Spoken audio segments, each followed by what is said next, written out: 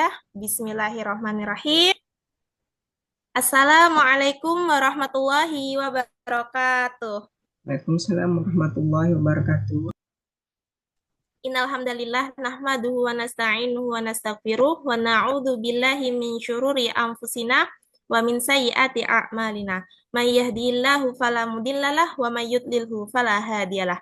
Asyhadu an la ilaha illallah wa asyhadu anna Muhammadan abduhu wa rasuluh amma ba'd. Pertama-tama, marilah kita panjatkan puja dan puji syukur atas kehadirat Allah Subhanahu wa Ta'ala yang telah memberikan kita nikmat iman dan sehat, sehingga kita dapat berkumpul di majelis online yang insya Allah berbarokah ini. Kedua kalinya, salat serta salat tercurahkan kepada Nabi kita, Nabi Muhammad Sallallahu Alaihi Wasallam, yang telah membawa zaman jahiliyah menuju zaman Islamiyah. Baik, yang terhormat Ustadzah Naila M. Tazkiyah selaku narasumber pada sore hari ini dan seluruh peserta, ayah bunda, peserta sharing online pada sore hari ini. Sebelumnya, perkenalkan saya Mutiara Labibah selaku moderator yang akan membimbing acara sharing online pada sore hari ini. Baik, ayah bunda, mungkin kita sebelumnya sudah pernah belajar, sudah pernah mendapatkan ilmu terkait bagaimana sih cara mendidik anak perempuan. Nah, jadi tuh nggak ada salahnya ya ayah bunda, walaupun kita sebelumnya sudah pernah mendapatkan ilmu terkait ini, kita belajar lagi. Kita belajar dari berbagai sumber, karena saya sendiri juga yakin dari sumber-sumber yang berbeda itu akan ada satu ilmu yang baru. Begitu ayah bunda. Dan mengingat mendidik anak perempuan ini bukan perkara yang mudah ya ayah bunda, karena nantinya anak-anak perempuan kita ini tuh bukan cuma tumbuh jadi wanita hebat, tapi dia akan menjadi ibu yang melahirkan generasi-generasi penerus umat. Kemudian ayah bunda, anak-anak perempuan kita yang hari ini mereka bisa dibilang lahir di zaman yang apa-apa serba cepat, kemudian apa-apa tuh menawarkan kemudahan, menawarkan hal-hal yang indah. Nah, padahal hal-hal indah tersebut tuh nggak semuanya selalu membawa pada kebaikan. Kemudian dari situ tentunya lagi-lagi kita harus membekali anak perempuan kita dengan sebaik-baiknya bekal. Nah, berbicara tentang bagaimana membekali anak perempuan kita, membekali ilmu agama bagi anak perempuan kita, itu bukan cuma teori saja, Ayah Bunda, melainkan lebih besar dari itu. Cara kita, upaya kita untuk membekali ilmu agama bagi anak perempuan kita itu justru salah satu upaya membangun fondasi peradaban. Jadi kalau perempuan, anak perempuan kita sudah baik, tentunya generasi yang lahir dari anak perempuan kita juga insya Allah akan baik. Nah, Ayah Bunda, sore ini insya Allah kita akan sharing online bersama Ustadzah Naila M. Tazkiyah. Beliau merupakan mudirah dari MBS Putri Kutai Timur. Sebelumnya, izinkan saya menampilkan share screen dan membacakan CV dari beliau ya, Ayah Bunda. Izin share screen saya.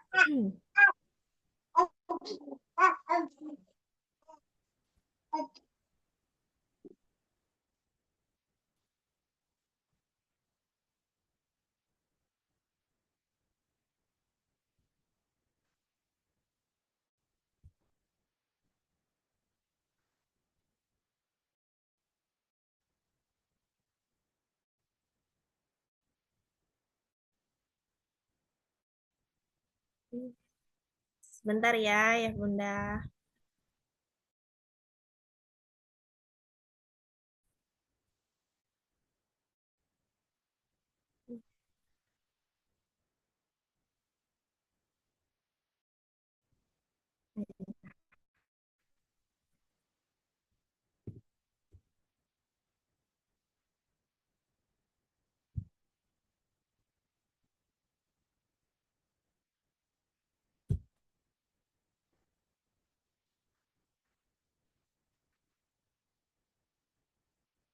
Baik, Ayah Bunda, apakah share screen saya sudah muncul di Ayah Bunda sekalian? Sudah? Sudah. Karena kita kan mau mendapatkan ilmu dari Ustazah Naila ya. Jadi sebelumnya kita harus kenal dulu siapa Ustazah Naila. Baik, saya izin bacakan ya Bunda. Ustazah Naila M. Tazkiyah merupakan pendidik, pengusaha, dan relawan. Beliau berprofesi sebagai pengajar selama 20 tahun terakhir. Aktivitas lain yang pernah atau beliau jalani seperti dalam beberapa komunitas dan kegiatan, membina usaha mikro kecil, menengah, dan pengusaha. Semua peran itu beliau jalani atas dasar prioritas beliau menurut mission of life. Minat subjek akademik beliau adalah pendidikan Islam, literasi finansial syariah, pemberdayaan perempuan, pengembangan komunitas, manajemen usaha kecil dan menengah, dan akuntansi. Kemudian di tahun 2022, beliau masih aktif sebagai mahasiswa dengan IPK sementara 3,97 di Sekolah Ekonomi dan Bisnis Islam, Program Hukum Ekonomi Syariah. Kemudian di 2021 sampai 2025, beliau berkuliah di Universitas Ibnu Khaldun, Program Doktoral Pendidikan Islam, dengan IPK 3,97 dan judul disertasi beliau, Model Pendidikan Literasi Finansial Syariah di Pondok Pesantren Modern. Kemudian di tahun 2010 sampai 2011, beliau melanjutkan studi di Paramadina Graduate School, S2 Strategi Finansial dengan IPK 3,62. Judul tesis beliau adalah Peran Lembaga Keuangan Mikro terhadap Pemulihan Kinerja Keuangan UKM Produk Jadi Kulit Terdampak Bencana Lumpur Sidoarjo. Beliau juga mendapatkan beasiswa dari Indika Energi. Kemudian 2007 sampai 2008 beliau studi di Universitas Indonesia, Fakultas Ekonomi, Departemen Akuntansi, profesi akuntan dengan IPK cum laude 3,7 dari skala 4,00, mendapat beasiswa dari Departemen Akuntansi Fakultas Ekonomi Universitas Indonesia. Kemudian dari 2003 sampai 2007 beliau studi di Universitas Indonesia, Fakultas Ekonomi, Departemen Akuntansi, jurusannya S1 Akuntansi dengan IPK 3,44 dari skala 4,00 dengan judul skripsi, Analisis Pengungkapan Tanggung Jawab Sosial Bank Umum Syariah di Indonesia. Kayaknya udah gak apa-apa, Ustazah Labibah nggak usah dilanjutkan lagi ya. Iya. Insya Allah. Nanti Karena kepanjangan. oh ya baik Ustazah, karena ini beliau Masya Allah sekali ya pengalamannya, jadi cukup panjang. Ini kita lihat-lihat aja ya Ayah Bunda. Beliau sangat berpengalaman sekali di bidang pendidikan ya Ayah Bunda, karena sudah berpengalaman mengajar juga kurang lebih 20 tahun. Baik, kita langsung masuk ke sharing aja ya Ustazah Naila. Bagaimana Ustazah Naila kabarnya? Alhamdulillah, baik. Terima kasih Ustazah Labibah sudah memulai dan membersamai kita semua ya. Baik, Ustazah. Untuk selanjutnya kepada Ustazah Naila kami persilakan. Baik, syukron. Jazakillahu khair Ustazah Labibah. Bismillahirrahmanirrahim. Assalamualaikum warahmatullahi wabarakatuh. Waalaikumsalam warahmatullahi wabarakatuh.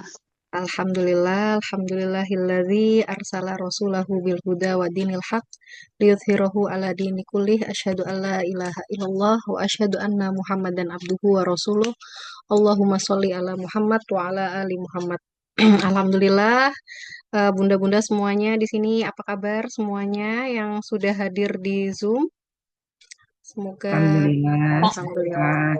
sehat. Semoga kabarnya selalu baik ya, bunda-bunda semuanya dan juga beserta keluarga. Kita berdoa bersama semoga yang hadir pada sesi sharing online pada sore hari ini, bunda semuanya mendapatkan ridho dari Allah. Nanti ilmunya yang kita pelajari bersama-sama ini sifatnya saling belajar ya bunda.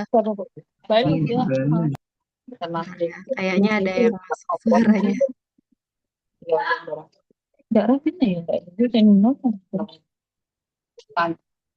Oke, alhamdulillah ada dimatikan. Nah, semoga semuanya nanti ini yang kita bahas bisa menjadi ilmu yang bermanfaat. Sejatinya ini kita semuanya saling sama-sama berbagi ya, Bunda. Saya juga masih sangat belajar karena mungkin tadi sudah diperkenalkan oleh Ustazah Labibah, tapi itu tadi dari segi background akademik ya. Nah, kalau dari sisi keluarga, alhamdulillah saya tahun ini tuh masuk usia 40 tahun ya, Masya Allah.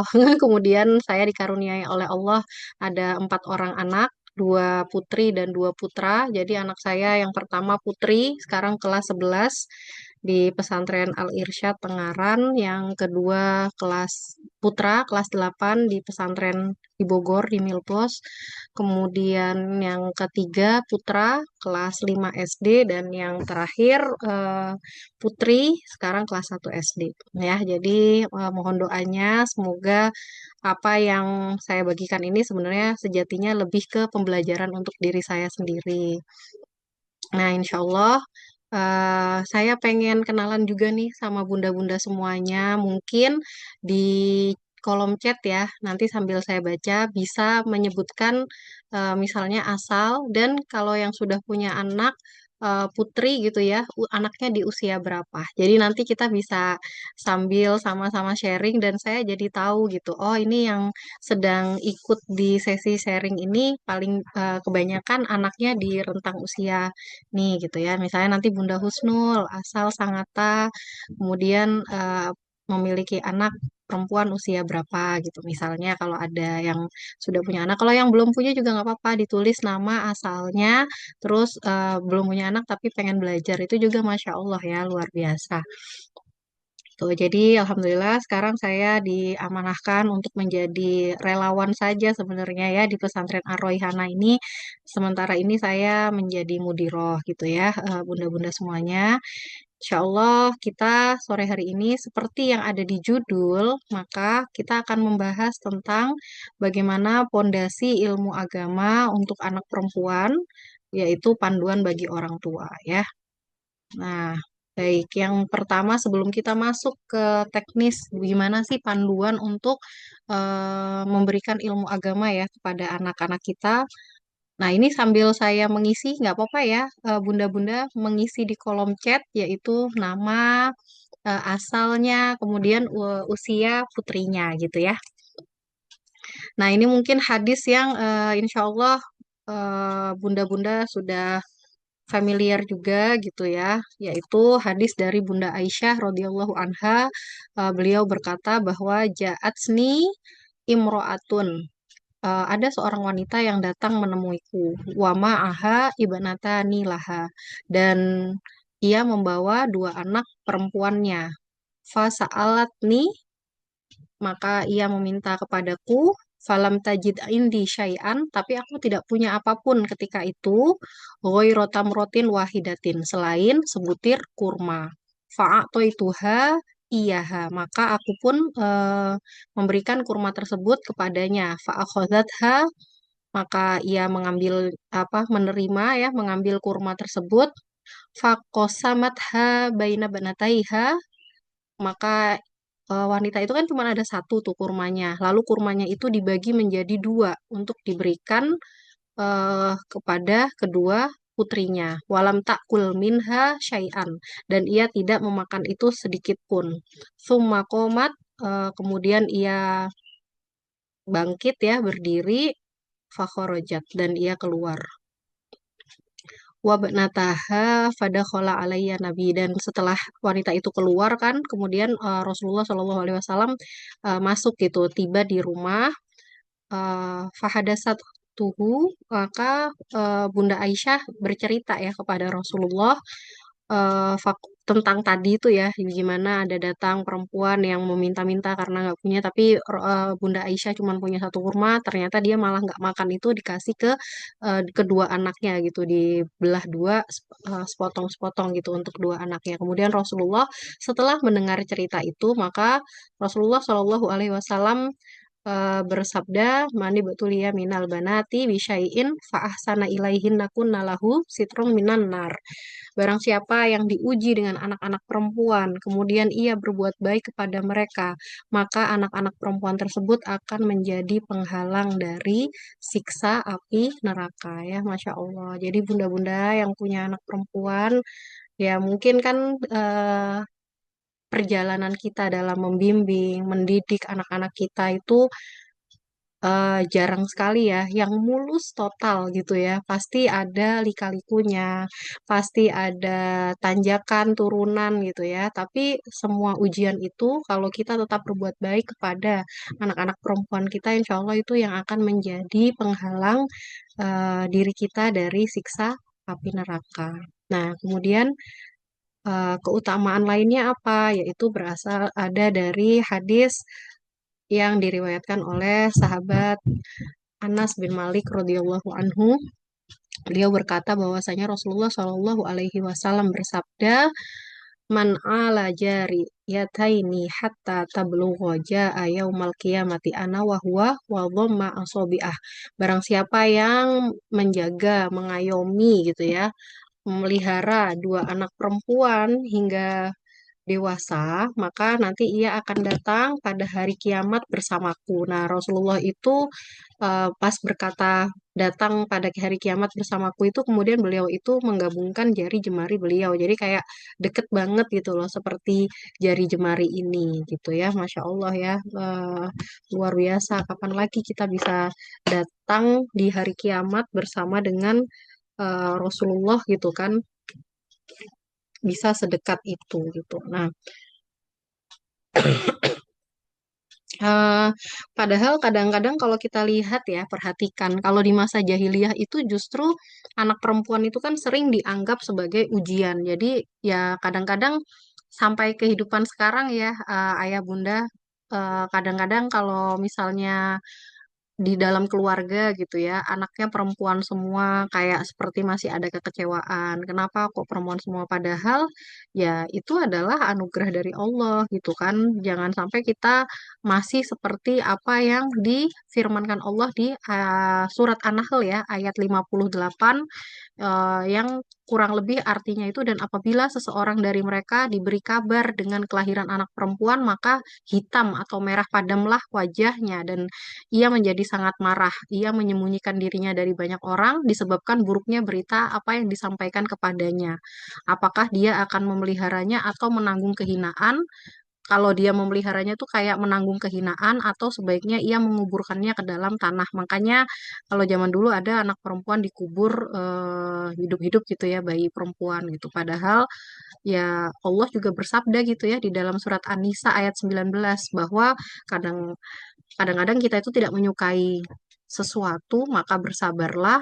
Mungkin kita tidak menyukai sesuatu, padahal Allah telah menjadikan banyak kebaikan pada dirinya ya, seperti anak perempuan itu. Nah, di dalam hadis yang diriwayatkan oleh Anas bin Malik ini, kata Allah itu mengayomi itu di apa namanya, dijelaskan gitu ya oleh ulama, yaitu Imam An-Nawawi, yaitu Allah di sini artinya menunaikan hak-hak dengan menafkahi dan mendidik mereka serta memenuhi kebutuhan-kebutuhan lainnya. Jadi bukan cuman menafkahi saja ya, untuk ayahnya misalnya, oh saya sudah menunaikan kewajiban nih dengan menafkahi, tapi nggak bisa hanya itu gitu, tapi juga harus mendidik anak perempuan kita itu. Makanya ini relevan dengan tema yang kali ini kita bahas, yaitu bagaimana pendidikan ilmu agama kepada mereka ya. Nah, di sini juga disebutkan bahwa yang dimaksud anak perempuan itu itu tidak harus anak kandung sendiri. Jadi kalau untuk laki-laki yang memiliki kewajiban itu bisa itu berarti saudara perempuannya, keponakan perempuannya, cucu perempuan kayak gitu. Jadi apa namanya Islam itu sangat memuliakan ya wanita gitu. Apalagi karena apa namanya ya dulu sempat di masa jahiliyah itu perempuan itu cenderung dihinakan gitu kan, kemudian diangkat derajatnya di dalam Islam. Kemudian nafkah yang diberikan pada perempuan itu juga lebih banyak gitu ya. Kalau anak laki-laki itu begitu dia balik, maka sebenarnya nafkah orang tuanya kepada anak laki-laki itu sifatnya adalah sedekah ya. Tapi kalau untuk anak perempuan itu walaupun dia sudah balik, orang tuanya masih tetap wajib menafkahi sampai kapan? Sampai dia sudah menikah sehingga perwaliannya berganti gitu ya dari ayahnya sebagai penanggung jawab menjadi kepada suaminya gitu. Nanti kalaupun perempuan itu bercerai ya, nauzubillah min zalik, atau misalnya suaminya meninggal, maka nafkahnya akan kembali menjadi kewajiban ayahnya, atau kalau ayahnya sudah meninggal, maka itu jadi kewajiban bagi saudara laki-lakinya gitu ya, anak laki-lakinya kayak gitu. Jadi perempuan itu tidak pernah dituntut dalam Islam untuk mencari nafkah sendiri untuk dirinya. Terus kalau misalnya apa seorang istri ditinggal meninggal oleh suaminya, nanti siapa yang menafkahi anaknya? Kalau untuk anaknya, maka itu kewajiban dari eh, pihak suaminya gitu ya. Jadi misalnya ada saudara laki-laki dari ayahnya si anak yatim ini, nah itulah yang memiliki kewajiban untuk menafkahi anak yatim tersebut ya. Nah, begitu insya Allah. Kemudian kita lanjutkan lagi ya Bunda. Ada juga hadis yang ini, insya Allah ini hadis berikutnya tentang keutamaan mendidik anak perempuan, yaitu dari Uqbah bin Amir. Ia berkata, beliau pernah mendengar Rasulullah Shallallahu Alaihi Wasallam bersabda, barang siapa memiliki 3 anak perempuan lalu ia bersabar dalam menghadapinya serta memberikan pakaian kepadanya dari hasil usahanya, maka anak-anak itu akan menjadi dinding pemisah baginya dari siksa neraka ya. Jadi tadi jadi banyak sekali gitu keutamaan untuk mendidik, membimbing, memelihara anak perempuan ya. Di sini nggak harus 3 ya. Kemudian nanti jadi nggak harus 3. Jadi misalnya 2, 1 itu juga boleh. 4 juga nggak apa-apa gitu ya. Jadi ini adalah waktu itu konteksnya karena pas lagi 3 aja. Tapi ini berapapun itu insya Allah bisa gitu. Nah, baik. Jadi itu ya kenapa kita harus tahu dulu nih keutamaannya. Nah, sebelum masuk ke sini, itu bunda-bunda yang di sini ada yang punya anak laki-laki juga nggak selain anak perempuan ya? Boleh raise hand mungkin. Nah, di sini saya sambil baca di chat ya, ada yang Masya Allah belum punya anak tapi sudah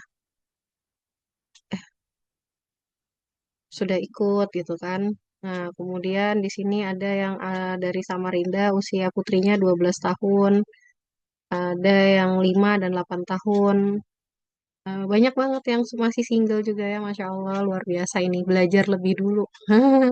Anak perempuan usia 11 tahun, usia putra 3, putri 1, 8 tahun. Eh, Kemudian ada anak perempuan 17 tahun, Masya Allah. Ya, ada yang masih 17 bulan ya, Bunda. Masya Allah. Nah, jadi tadi saya baca ada yang juga punya anak laki-laki ya. Ini ada Mbak Mas Nia ya, Masya Allah.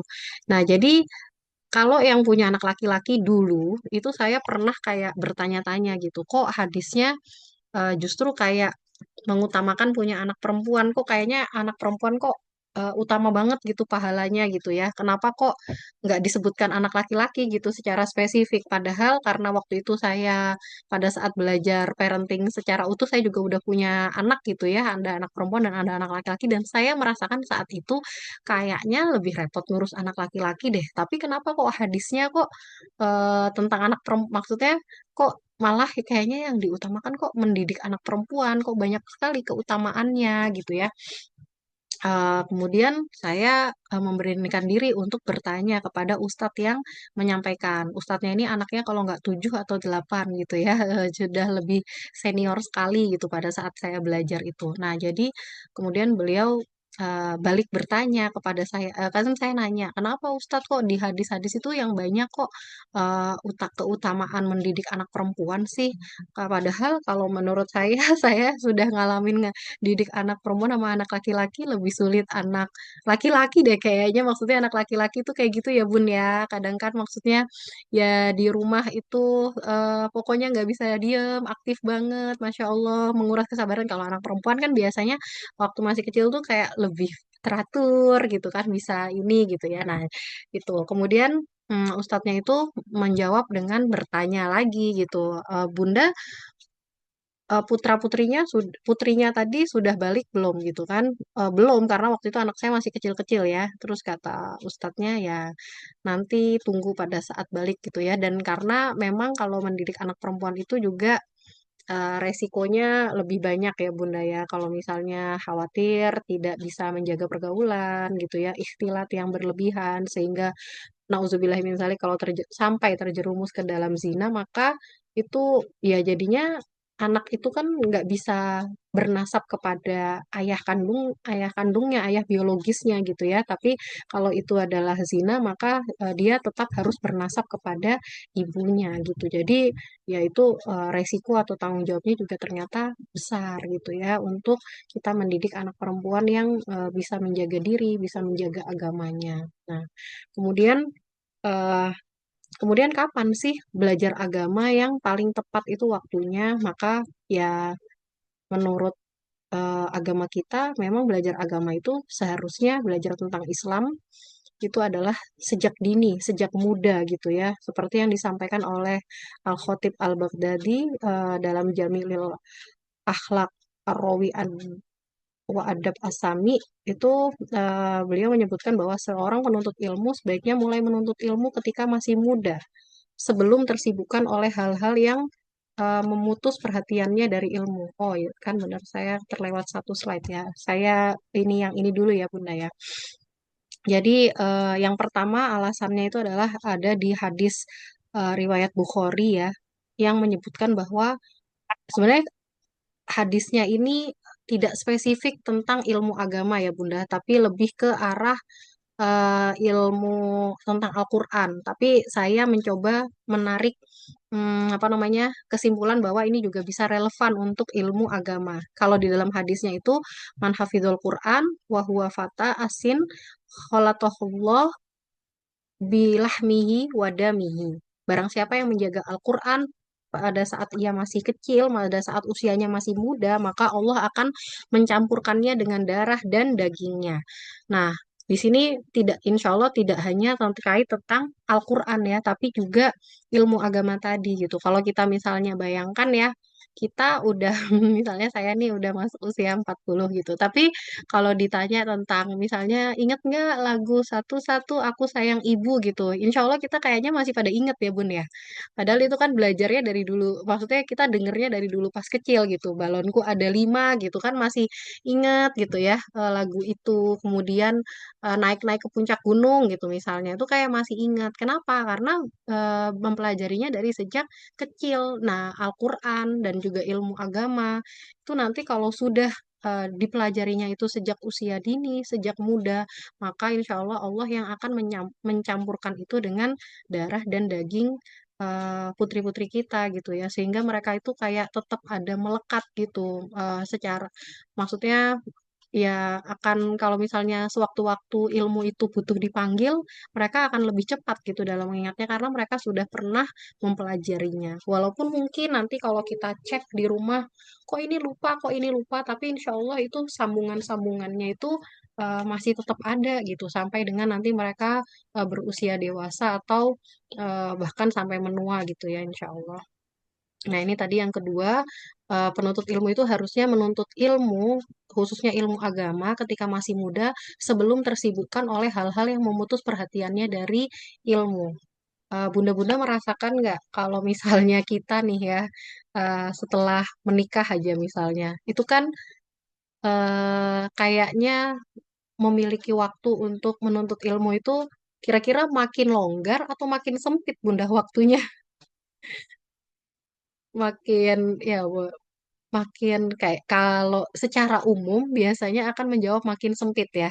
Karena biasanya ya begitu udah menikah, kemudian apa namanya, atau misalnya nggak harus menikah aja. Misalnya habis kuliah kita ngerasa tuh kayak oh enak ya kalau udah selesai sekolah SD, SMP, SMA, kuliah kayaknya bebas deh itu waktu jam kuliahnya. Ternyata enggak kan, kuliah malah bisa jadi lebih padat karena apa namanya aktivitas kadang-kadang yang di luar kelasnya pun banyak gitu. Terus berpikir oh kayaknya enak deh nanti kalau udah nikah udah nggak mikirin kuliah lagi gitu, cuman di rumah aja enak bisa leyeh-leyeh. Ternyata nggak gitu juga gitu kan ya. Waktu kita sudah menikah justru tanggung jawab kita makin besar lagi gitu. Belum lagi nanti kalau sudah punya anak gitu. Jadi makin terbagi-bagi. Nah, maka ketika masih usia muda itulah sebaik-baiknya waktu untuk mulai menuntut ilmu gitu. Jadi ya mungkin kayak kalau kita menasihati anak-anak kita tuh kan kayak misalnya mereka mikir, ih masa aku masih muda udah disuruh ngaji-ngaji terus sih, itu kan nanti aja kalau udah ibu-ibu gitu ya. Nah, padahal, nah itu tadi gimana kita membahasakan itu kepada anak kita supaya kalau saya pribadi, saya sendiri juga merasa kayak ada rugi lah ya gitu, nggak full belajar dulu pada saat belum banyak tanggung jawab lainnya gitu ya, hal-hal yang bisa memutus perhatian kita dari ilmu gitu. Nah, jadi ya ini adalah manfaatnya kalau kita belajar sedari muda. Ini juga yang disampaikan oleh Imam Al-Ghazali di dalam kitab Ihya Ulumuddin dan juga kitab Adabul Mu'allim wal Muta'alim, bahwa masa muda itu adalah sebenarnya lebih mudah untuk menerima ilmu sebab hati anak muda masih kosong dari urusan dunia dan kesibukan. Karena itu hendaklah segera diajarkan ilmu sebelum hatinya terikat dengan urusan dunia. Karena kalau misalnya nanti udah lebih dewasa lagi, dia akan harus mikir kan, misalnya apa namanya qadarullah, nafkah dari suaminya nggak cukup, dia jadi harus ikut kerja, dia harus ikut mikirin apa, misalnya orang tuanya sakit dan harus berobat, kayak gitu kan jadi banyak gitu kan. Kalau misalnya masih muda relatif belum belum terlalu banyak beban-beban itu sehingga jadi lebih mudah untuk menerima ilmu pengetahuan dan khususnya ilmu agama gitu ya Bunda-Bunda. Nah, kalau kita sudah tahu bagaimana keutamaan untuk mendidik anak perempuan, kemudian kenapa kok itu harus sebaiknya itu diajarkan dari sejak muda, maka kemudian kita juga harus tahu ilmu agama apa saja nih yang wajib dipahami oleh ananda muslimah. Kalau Imam Ghazali itu membagi ilmu kan ada dua ya, ilmu yang fardu ain dan ilmu yang fardu kifayah. Ada juga sih ilmu yang nggak usah dicari, yaitu ilmu-ilmu yang nggak bermanfaat, yang justru menuju ke maksiat. Jadi itu nggak usah dibahas. Nah, nanti ada yang ilmu itu yang sifatnya fardu ain. Maka ini adalah ilmu yang fardu ain ya, yang wajib dipahami oleh ananda muslimah gitu ya, putri-putri kita gitu. Yang pertama tentu saja ilmu yang terkait dengan tauhid ya, mengenal Allah, akidah gitu kan, apa saja yang bisa membatalkan keislaman. Kan kadang-kadang masih ada yang nggak paham syirik itu misalnya gimana gimana gitu ya. Nah, itu yang mereka harus mempelajari itu. Kemudian fikih ibadah ya terkait toharoh ya, sholat, saum, jangan sampai setiap saum itu selalu nanya gitu kan. Misalnya maksudnya sebenarnya itu yang apa pertanyaannya yang sering diulang-ulang gitu. Nanti kalau misalnya apa Syawal sebaiknya yang mana dulu, kodok dulu atau apa namanya puasa Syawal dulu gitu kan misalnya. Nah, itu kan itu sebaiknya ya udah itu harus dipahami gitu ya sehingga oh Masya Allah nanti justru dia yang akan bisa menjelaskan itu kepada anak-anaknya nanti atau lingkungan sekitarnya gitu. Fikih muamalah terkait nikah, bai ya jual beli, bai itu jual beli, termasuk juga misalnya ilmu parenting ya. Jadi ya kalau ya saya sendiri agak terlambat gitu kan belajarnya, tapi kan insya Allah ya terus belajar gitu kan ya. Tapi seharusnya justru bahagia sekali tuh yang misalnya masih single tapi sudah mempelajari ilmu-ilmu terkait pernikahan bahkan ilmu-ilmu parenting itu Masya Allah pasangannya nanti sangat beruntung, anak-anaknya juga nanti sangat beruntung ya. Saya juga jadi ingat gitu ada teman sahabat saya lebih junior gitu ya waktu saya aktif di ibu profesional, komunitas ibu profesional. Nah, itu ada juga yang belum nikah tapi dia ikut komunitas ibu profesional. Tapi Masya Allah, akhirnya setelah punya anak, dia jadi sudah punya ilmu bagaimana ilmu tentang manajemen rumah tangga, ilmu tentang merawat anak ya, mengasuh anak, seperti itu, Masya Allah. Kemudian fikih wanita ya, bagaimana tentang haid, nifas, aurat, bagaimana apa namanya hukum untuk ikhtilat bercampur baur dengan laki-laki itu adabnya gimana. Nah, ini juga nanti terkait dengan adab dan akhlak muslimah sehari-hari dan juga tentang Quran ya. Jadi jangan sampai sudah balik tapi belum bisa misalnya membaca Al-Quran dengan tartil ya. Jadi ya itu adalah termasuk kewajiban itu. Kenapa? Karena kan panduan hidup kita itu kan sebenarnya ada di dalam Al-Quran. Kalau misalnya ananda kita yang muslimah itu tidak paham Al-Quran, maka bagaimana dia akan mendapatkan panduan dalam hidupnya gitu ya. Jadi ini adalah eh, beberapa ilmu yang wajib gitu dipahami oleh ananda kita yang muslimah. Nah, kemudian bagaimana di sini peran orang tua untuk membimbing ananda muslimah kita semua? Yang pertama ya pastinya kita harus menjadi sosok teladan ya. Jadi gimana kita akan berusaha mendidik seorang muslimah robbaniyah kalau kita tidak berusaha belajar. Jadi di sini sosok teladan bukan berarti kita tuh harus sempurna, harus sudah baik, tapi setidaknya kita selalu berikhtiar, berusaha untuk selalu memperbaiki diri. Kalau misalnya kita memang ada yang salah ya kita minta maaf gitu ya bunda-bunda. Kemudian yang kedua adalah menumbuhkan kecintaan pada Allah, Rasul, dan agama ya. Nanti caranya gimana insya Allah ada di slide berikutnya gitu. Tapi ini yang harus kita lakukan gitu. Ya, termasuk tadi dari keteladanan itu ya bagaimana kita memberikan teladan pada anak-anak kita bahwa kita cinta nih pada Allah. Misalnya ada saum yang itu tuh sayang banget dilewatkan walaupun kita sedang safar. Maka kita melakukan itu dengan niat, oh ternyata anak-anak kita tuh tahu gitu. Masya Allah ternyata ini adalah bukti dari orang tuanya itu mencintai Allah sehingga dia akan tertanam juga walaupun mungkin dia belum mampu melakukan ibadah semacam itu, tapi dia jadi tahu itu adalah bukti kecintaan orang tuanya kepada Allah, Rasul, dan agama gitu. Kemudian orang tua juga memiliki kewajiban untuk peran ya untuk menanamkan kedisiplinan dan kasih sayang. Jadi ini kayaknya kesannya kayak bertolak belakang ya. Disiplin kan biasanya harus tegas, galak, marah-marah gitu, tapi juga ada kasih sayang. Jadi sebenarnya ini berjalannya seiring ya, bisa kedisiplinan tapi diajarkan dengan tegas, bukan dengan marah-marah sehingga tetap ada porsi kasih sayang juga di situ. Dan yang keempat, yang terakhir itu orang tua punya peran untuk bersinergi dengan lembaga pendidikan anak-anak. Nah, jadi entah itu anaknya itu ada di sekolah, baik sekolah umum, sekolah Islam, pesantren, homeschooling, apapun itu orang tua itu harus senantiasa bersinergi dengan lembaga pendidikannya atau misalnya ikut TPA, ikut madrasah diniyah gitu ya. Jadi harus ada peran aktif juga dari orang tuanya. Gak cuman nitipin, pokoknya ini nih anak saya kan udah ditaruh di pesantren, anak saya sudah ditaruh di TPA, masa sih nggak bisa jadi baik.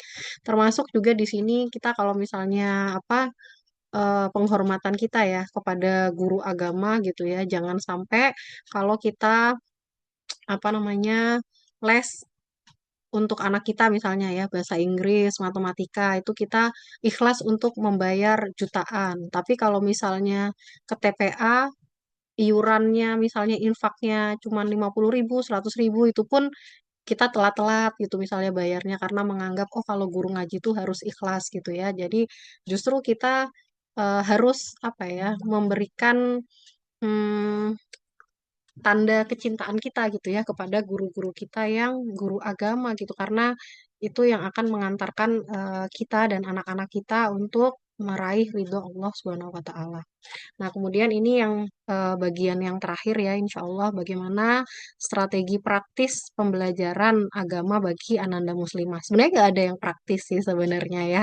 Pasti maksudnya kalau praktis itu disebut sebagai instan, eh, apa memang biasanya kalau kita mau hal yang bagus, nggak bisa yang langsung instan gitu ya. Harus ada prosesnya gitu. Misalnya, kalau anak-anak kita masih usia dini ya, kita bisa menggunakan kisah, visualisasi untuk menumbuhkan kecintaan anak-anak kita kepada tadi ya, kepada Allah, kepada Rasul, kepada agama Islam, dan menjadikan adab dan akhlak itu sebagai rutinitas harian. Jadi kalau bisa kayak doa, zikir, apa itu sudah dibiasakan jadi rutinitas harian. Kalau yang anaknya udah gede, ya nggak apa-apa, tetap dibiasakan. Nanti walaupun udah gede, misalnya lupa masuk mobil gitu ya, kakak udah doa belum gitu ya. Kemudian kita membiasakan untuk punya waktu berdiskusi ringan ya dengan anak-anak kita di situ sambil jadi bukan kayak diskusi ringan ini walaupun nanti ada konten agamanya, tapi bukan seperti ceramah ya insya Allah ya bunda-bunda gitu. Nah itu adalah bagaimana kita bisa dari hati ke hati gitu bicara sama anak kita. Dan juga kalau yang rutin itu kan untuk diskusi ringan. Nah kemudian kalau yang untuk diskusi yang mendalam ya atau sering sekarang disebutnya deep talk ya. Jadi kita harus maunya meluangkan waktu. Kalau misalnya anaknya pun di pesantren itu kalau pas pulang misalnya kita punya waktu khusus yang emang kita ngajak makan nih misalnya untuk anak kita yang satu ini. Kalau misalnya oh saya nggak ada khodimat gitu ya atau nggak ada orang yang buat dititipin anak yang lainnya gimana? Berarti bergantian dengan suami mungkin ya. Jadi supaya kita tetap punya waktu untuk bicara mendalam sama anak kita itu apa nih hubungannya sama pembelajaran agama karena kan pembelajaran agama kan nggak harus yang kayak kelas gitu ya Bunda ya tapi lebih ke anak anak saya nih ada masalah apa apakah dia apa pemahaman agamanya ini sudah cukup baik atau enggak itu kan kita nggak harus dengan ngetes dia tapi dengan cara deep talk itu tadi juga bisa menjadi salah satu eh, sarana gitu ya. Kemudian libatkan dalam aktivitas kebaikan. Jadi kalau misalnya bisa itu misalnya kita ada acara baksos, apa pengajian, kalau misalnya bisa diajak, ya sudah diajak aja gitu. Kalau misalnya anaknya masih kecil kan mungkin kita nganggep, aduh baksos ribet nih bawa anak kecil. Tapi sebenarnya itu justru akan jadi hal yang berkesan untuk dia dan jadi salah satu keteladanan juga untuk anak-anak kita. Kemudian kalau ada apapun gitu ya, misalnya ada pesantren kilat gitu ya, diajak anaknya untuk ikut serta. Kenapa? Karena tapi kalau misalnya gini ya, seringnya alasannya itu adalah, oh tapi anak saya nggak mau gitu kan. Nah, kadang-kadang memang perlu ya peran arahan dari orang tua gitu untuk memotivasi anaknya untuk mau ikut mencoba, ikut serta mencoba gitu ya.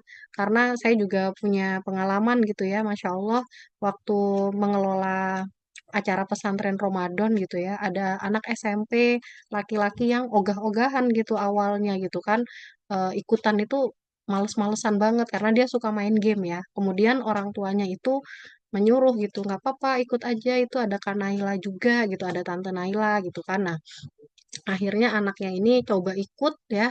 Jadi memang kita harus agak mendorong juga. Jangan misalnya cuma ditawarin sekali, mau ikut nggak Kak gitu. Nggak ah gitu. Nah itu habis itu ya udah anak saya nggak mau gitu kan. Tapi kalau kita yakin itu adalah aktivitas yang baik untuk anak kita, walaupun mungkin ada pengorbanan ya, kita juga harus nganterin, kita harus bayarin dan lain-lain ya nggak apa-apa itu dikerjakan. Alhamdulillah anak yang tadi saya ceritakan itu ini laki-laki ya itu malah dia jadi deket banget sama kakak-kakak mentor di pesantren Ramadannya itu sehingga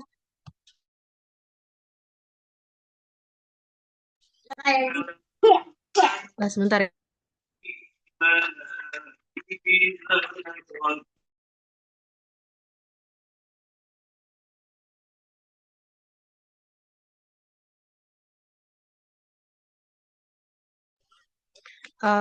Eh maaf ya tadi saya mute dulu yang tadi ada suaranya masuk bocor.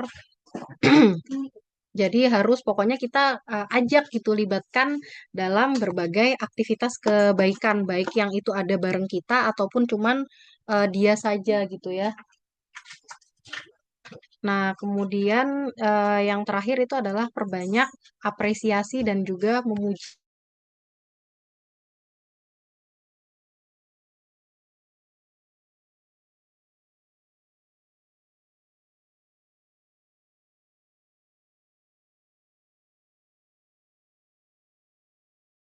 Perbanyak apresiasi dan memuji ya. Karena apa? Karena kalau anak perempuan itu kan dia itu ini ya, apa lebih banyak ke haus pujian sebenarnya. Ya kayak misalnya kita ya sebagai perempuan gitu kan. Nah, jadi kenapa kok ini juga sebuah strategi ya untuk pembelajaran agama itu juga salah satu bentuk penjagaan anak kita supaya dia terhindar dari ikhtilat atau zina yang seperti itu. Terutama juga pujian dari ayahnya gitu ya, apresiasi dan pujian dari ayahnya supaya dia tidak mudah terbawa oleh arus pergaulan gitu ya.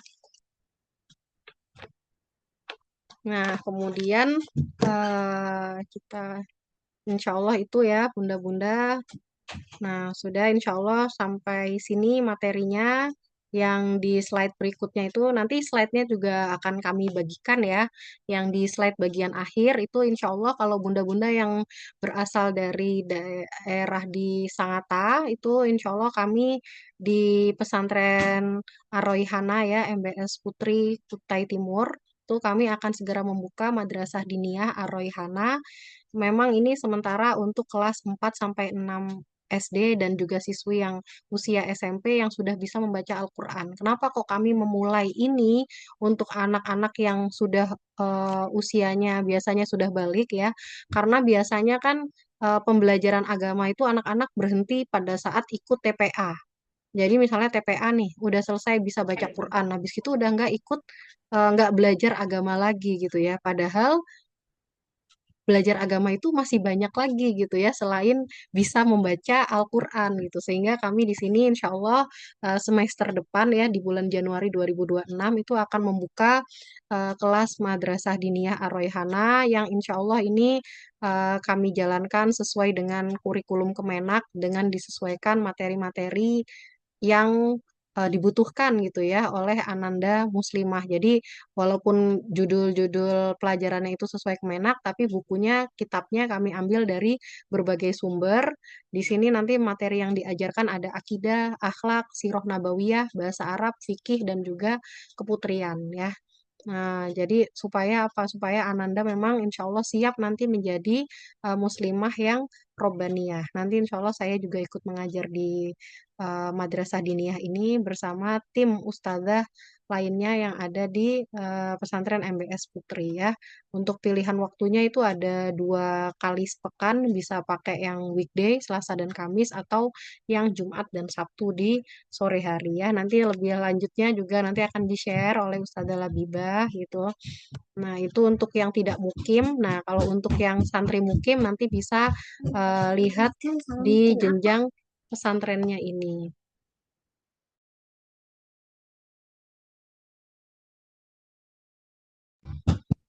Ya, demikian mungkin bunda-bunda semuanya. Setelah ini kita akan buka sesi tanya jawab ya, dipandu oleh Ustazah Labibah. Kemudian nanti juga akan ada door prize ya, Ustazah Labibah ya. Ada 6 door prize yang akan dibagikan. Saya kembalikan lagi ke Ustazah Labibah. Tafadholi Ustazah. Baik, terima kasih banyak Ustazah Naila yang sudah menyampaikan berbagi ilmu pada sore hari ini. Baik, Ayah Bunda, untuk door prize-nya kami sediakan untuk 6 orang ya Ayah Bunda. 3 untuk penanya terbaik dan 3 untuk yang bisa menjawab pertanyaan dari kami. Afwan Ustazah Naila mau dimulai dari pertanyaan atau yang jawab dulu ya Ustazah kira-kira? Kalau ada yang mau nanya, boleh silakan raise hand dulu Ya, kalau ada yang mau diskusi terkait materi ya. ya baik silakan bisa Saya raise bertanya, hand ya Ayah Bunda. saya Ustazah. Baik, Bunda Husnul. Untuk 2 penanya lagi, ada yang mau bertanya? Nggak apa-apa kalau gitu dari Bunda Husnul dulu. Nanti Bunda Husnul. pertanyaan boleh pakai kolom chat atau kalau yang misalnya nggak pengen disebutin namanya mungkin bisa apa private chat gitu ya kalau Ustazah Labibah. Silakan Bunda Ya. Husnul. Ya, terima kasih. Assalamualaikum warahmatullahi wabarakatuh. Oke, Waalaikumsalam ya. warahmatullahi wabarakatuh. Jadi mohon maaf dulu sebelumnya. Mungkin setelah saya bertanya, saya ingin meninggalkan ruangan ini sebentar karena kebetulan ada anak yang mengaji. Tapi insya Allah saya tidak keluar dari Zoom. Insya Allah tetap mendengar. Eh, Gini Ustazah Naila, salam perjumpaan kembali. Lama kita tidak berjumpa. Jadi saya mempunyai anak usia 17 tahun seperti yang sudah di kolom chat tadi. Ya, jadi ini betul-betul usia luar biasa, 17 tahunnya. Orang-orang Sweet Seventeen ini usia yang sangat-sangat luar biasa. Jadi eh, menjaganya pun harus ekstra luar biasa. Dan dikatakan juga dia masuk generasi atau gen apa, yang gen strawberry lah dan lain sebagainya itu. Jadi memang perlu tarik ulur seperti kita memainkan layang-layang untuk anak-anak seusia ini, terutama yang saya rasakan ya, saya harus tarik ulur seperti bermain layang-layang kepada anak saya yang sekarang berusia 17 tahun, kemudian dia boarding school di Granada, di Samarinda. Itu salah satu yang saya syukuri karena dia sendiri yang memilih untuk boarding. Nah, terkait hal ini Ustazah, kita tahu juga kemajuan-kemajuan zaman, dia juga melihat eh, sekeliling, ya jadi kemudian kita juga mungkin saya sebagai ibu juga tidak mungkin memaksakan kehendak, terutama salah satunya, terutama ini dalam hal berpakaian. Saya juga tidak mungkin memaksa dia untuk mengikuti cara berpakaian saya yang ya kita tahu kita juga bergamis, kemudian kita menggunakan hijab yang di bawah dada, dan itu masih bisa kita tolerir untuk yang dia menggunakan hijab, namun memang tidak sebesar kita orang saya sebagai ibunya, tapi saya mentolerir masih di batas siku, ya di batas siku masih menggunakan hijab di batas siku. Nah yang kadang saya agak sedikit ribut kalau dia meminta menggunakan celana panjang. Saya memberikan sedikit warning, boleh menggunakan celana panjang, namun blus itu harus tetap di bawah lutut, ya, jadi di bawah lutut atau selutut. Nah, untuk hal yang begini terkait dengan penggunaan celana panjang, saya juga memberikan warning bahwa harus longgar. Nah, terkait hal ini bagaimana menyikapi hal ini, Ustazah, untuk yang celana panjangnya ini, karena kan khawatir yang itu ada hadis yang jangan menyerupai pakaian lelaki. Nah, itu ya Ustazah. Ya, jadi kan celana panjang itu ada yang menganggap bahwa masih menyerupai lelaki. Nah, mungkin itu saja Ustazah. Terima kasih. Assalamualaikum warahmatullahi wabarakatuh. Waalaikumsalam warahmatullahi wabarakatuh. Baik, terima kasih ya Bunda Husnul. Nggak apa-apa nanti kalau mau meninggalkan ya, maksudnya mau sambil apa ada anak yang ngaji. Ini Masya Allah nih saya bertemu kembali dengan Bunda Husnul, bahagia sekali. Ini guru saya juga malahan ya, guru anak saya juga gitu kan. Jadi Alhamdulillah ya. Jadi Masya Allah itu tantangannya memang ya dirasakan oleh banyak orang tua ya Bunda ya. Jadi ya mungkin tadi sudah tepat gitu ya apa yang Bunda Husnul lakukan, bahwa kita jangan langsung frontal untuk mengingatkan atau maksudnya untuk berkata yang tidak baik gitu ya kepada anak kita gitu, tapi dengan lebih perlahan gitu, misalnya kayak menunjukkan, misalnya kalau jadi perlahan-lahan gitu, mungkin nggak bisa langsung oh dia pakai gamis juga nih gitu kan, tapi bisa perlahan gitu, misalnya oh pakai celana tapi misalnya atasannya boleh nggak tunik yang di bawah lutut gitu, sehingga kayak apa ya, maksudnya kita tunjukkan beberapa model-model itu kepada dia gitu, misalnya oh ini kok lucu juga ya kak, apa namanya, atau dek gitu ya kalau anak bungsu, ini kok lucu juga ya dek, apa namanya, cara gaya berpakaiannya, misalnya kita juga emang mau nggak mau sih bunda kayak ya ada beberapa orang tua kalau yang anaknya favorit Korea banget, akhirnya dia harus tahu ya sedikit banyak tentang apa K-pop Korea dan lain-lain. Nah, mungkin kalau ini ya kita harus agak tahu gitu ya urusan fashion gitu. Oh, ternyata ada juga nih selebgram yang apa berpakaiannya ternyata ini kok pakai celana sih dia, tapi dia tuh lumayan nutup gitu atasnya gitu, nggak pakai tunik. Jadi jangan pakai celana yang misalnya ketat. Misalnya kalau celana pun yang agak longgar. Kemudian kalau misalnya apa namanya celananya udah longgar, nah mungkin bajunya yang dipanjangkan juga kayak gitu. Jadi itu pelan-pelan kemudian dari jilbabnya juga gitu kan. Jadi ya emang harus perlahan. Misalnya kalau misalnya dia pas lagi pakai yang agak panjang dikit, langsung kita puji banget, Masya Allah cantik banget gitu. Sehingga dia kayak ngerasa, oh ternyata itu keren banget loh Kak, ininya modis tapi kelihatan apa namanya bagus tetap syar'i gitu. Nah, jadi kayak artis ini deh Bunda lihat gitu misalnya ya kita tahu ada artis siapa yang kayaknya syar'i kayak gitu. Ih, ini kayak Kak, jadi mirip ini deh gitu. Jadi semoga dengan hal-hal yang begitu ya dengan tentu saja kita terus berdoa ya Bunda ya kepada Allah semoga nanti bisa dibukakan hatinya gitulah ya karena ya memang itu tantangan ya maksudnya banyak di antara kita yang juga dulu tuh berproses kayaknya ya berhijabnya itu dari yang mungkin pendek juga terus alhamdulillah Allah berikan hidayah jadi lebih panjang bukan bukan yang panjang itu pasti gimana tapi insya Allah ya kita ini dalam bentuk kecintaan kita kepada Allah dan menaati perintah Allah. Semoga cukup menjawab ya Bunda Husnul ya nanti kalau ada yang belum puas nanti insya Allah kita bisa lanjut juga diskusi di grup ya. Baik, saya akan lanjut lagi ya Ustazah Labibah ya. Ada beberapa pertanyaan nih Ya, kayaknya Ustazah. Banyak mungkin sekali ini. sambil di kolom chat ini kayaknya tadi ada yang saya jawab dulu yang di kolom chat atau ini ya atau yang raise hand ya. Bentar, saya ini ya, saya mix ya, Ustazah Labibah ya. Saya jawab Iya, dulu yang Ustazah. di kolom chat ya. Ada yang bertanya dari Mbak Nia nih, Husnul Sania. Izin bertanya bagaimana cara agar ilmu agama yang diajarkan bukan hanya jadi pengetahuan tapi menjadi karakter. Dan apa nasihat bagi para ibu agar tetap sabar dan istiqomah mendidik anak di tengah ujian zaman. Syukran wajah.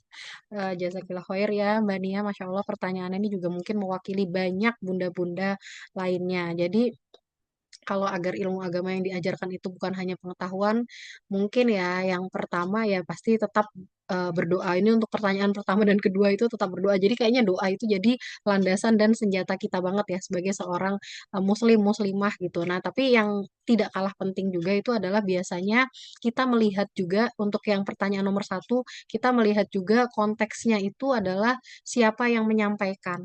Biasanya kalau orang guru yang menyampaikan itu mengajarkannya dengan hati, itu akan bisa masuk juga ke hati anak ya. Jadi mungkin itu pentingnya juga kita bagaimana memilih lembaga pendidikan yang memang sevisi dengan kita, kemudian bisa menyentuh hati anak kita gitu, sehingga dengan pengajar yang tulus tadi, yang ikhlas mengajarkannya kepada anak kita, jadinya ilmunya tuh nyampe dan bisa menjadi karakter bagi anak kita ya. Jadi insya Allah selain doa, mungkin itu yang perlu diperhatikan adalah siapa yang menyampaikan. Biasanya kalau yang disampaikan dengan hati akan masuk juga ke hati. Kemudian ini nasihat ini mungkin maksudnya nasihat ini kepada diri saya sendiri juga ya supaya tetap sabar dan istiqomah gitu. Jadi saya ingat ada quote-nya Ibnul Qayyim ya. eh, itu bahwa menurut beliau ada dosa-dosa yang mungkin tidak bisa dihapuskan gitu ya dengan ibadah kita, tapi itu bisa dihapuskan dari